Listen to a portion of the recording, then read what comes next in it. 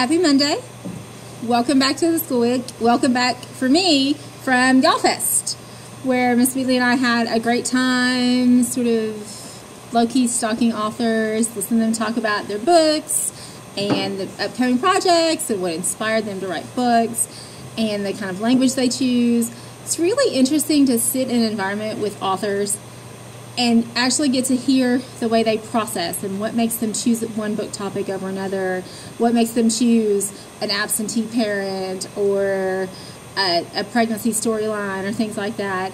It's really interesting, and it really helps us reconnect with the books that we love, which is why we love being high school librarians, because there are so many great books. Speaking of great books, this, Did I Mention I Need You, number 2 of a trilogy. I haven't picked up number 3. I don't know that I will.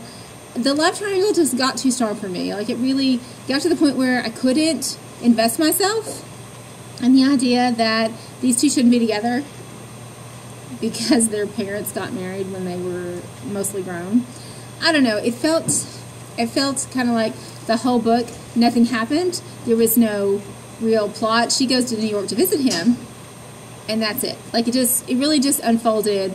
There wasn't enough funny bits, there wasn't any action, but the love story is strong, and so if you've read the first one and you do really like their characters and you're really rooting for them, then you'll probably like it. It's definitely in the collection if you want to come check it out.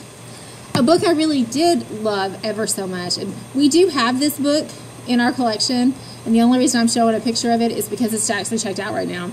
It's that good of a book. Rites of Passage is about a young lady who goes to a military school that previously was all boy.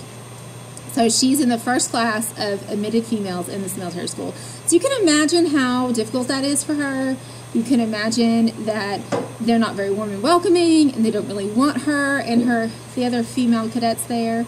But worse than that, she's actually part of a military family, and her big brother is at this school.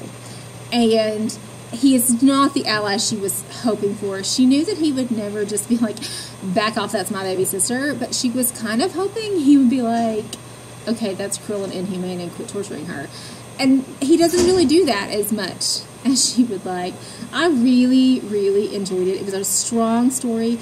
I liked the relationships between the females in it.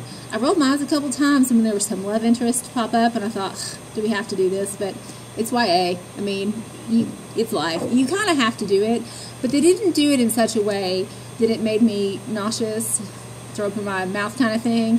It was just really well done. It offered a lot of insights into what is the horror of military boarding school. It just reinforces the idea that I'm not ever cut out for anything military-ish. And I'm almost finished with the 3rd book, but I did not get it done because YALLFest was so fun, and I drove 12 hours this weekend. So I will have another book next time. But if you want to check this one out, you can put it on hold. If you want to check this one out, it's in the collection. I hope to see you guys this week.